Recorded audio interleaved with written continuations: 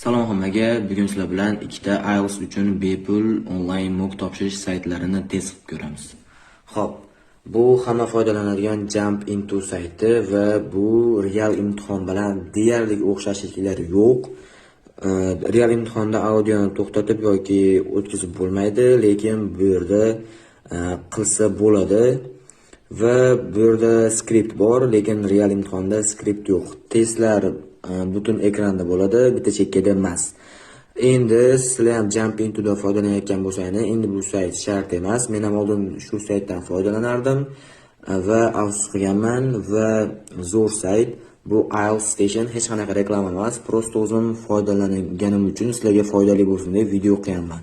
Xo'p, IELTS imtihonida tekshiruvchi sizga IDlaringizni yozib kirib beradi va bu yerda o'zingiz onlayn topshirganingiz uchun play bosasiz va audioni to'xtatib ham bo'lmaydi, o'tkazib ham bo'lmaydi.